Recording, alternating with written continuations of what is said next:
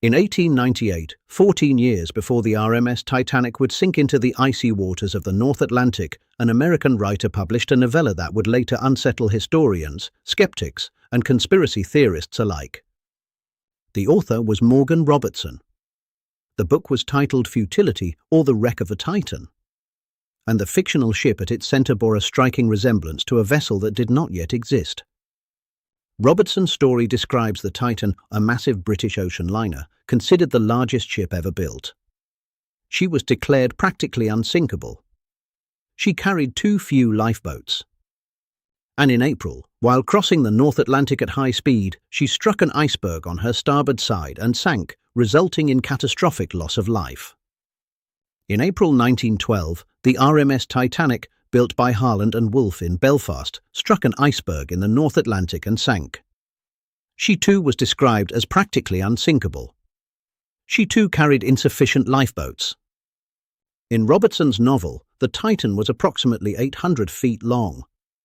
The Titanic measured 882 feet. Both ships were triple-screw steamers. Both struck icebergs in April. The similarities are undeniably striking. For many, this appears almost prophetic. But was it? To answer that question, we must first examine the maritime context of the late 19th century.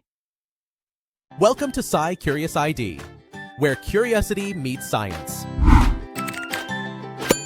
By the 1890s, transatlantic competition between British shipping lines was intense. Steel hull construction and powerful steam engines allowed ships to grow larger and faster each year. Robertson himself had worked as a merchant seaman. He understood the trajectory of shipbuilding. The idea of an enormous luxury liner was not imaginative fantasy, it was a logical projection. Equally important was the culture of overconfidence. The belief that compartmentalization made catastrophic sinking nearly impossible was widespread in maritime circles. Robertson was extrapolating from trends. Now consider the iceberg. The North Atlantic shipping lanes were well known for iceberg danger, particularly in April. The collision scenario was plausible and, statistically speaking, foreseeable. The lifeboat issue was also grounded in reality.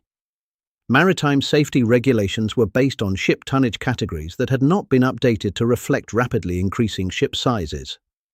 Robertson mirrored existing regulatory gaps. So why does the story feel so extraordinary? Part of the answer lies in cognitive psychology. Humans are pattern-seeking creatures. Our brains elevate the similarities and minimize the differences. And there were differences. The Titan struck in fog, the Titanic struck on a clear and calm night. In the novel, the ship capsizes immediately. Titanic broke apart after flooding. Moreover, Robertson's story focused heavily on a disgraced naval officer seeking redemption.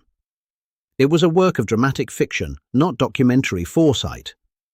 The similarities were less mystical when examined statistically. In other words, Robertson imagined a worst-case scenario that maritime experts quietly understood was possible. The tragedy of 1912 was foreshadowed by ambition, complacency, and optimism. In hindsight, futility reads like a warning. And perhaps that is what unsettles us most. Not that a novelist predicted the Titanic, but that the warning signs were visible long before it occurred. The sinking of Titanic led to sweeping maritime reforms, including the International Convention for the Safety of Life at Sea in 1914. Lifeboat regulations were revised. Continuous radio watch became mandatory. Ice patrol systems were strengthened. Progress often follows catastrophe. So was Morgan Robertson a prophet? Or simply an observant writer who understood the trajectory of his age? History suggests the latter. But the coincidence remains a powerful reminder. Sometimes fiction does not predict the future, it reveals the vulnerabilities already present in the present. And perhaps the more unsettling question is this: if futility reflected the hidden risks of 1898, what current novels might be quietly reflecting the risks of our own time? What do you think? Coincidence, calculated projection, or something more? Let us know in the comments below. Thanks for watching SciCuriousID. Until next time.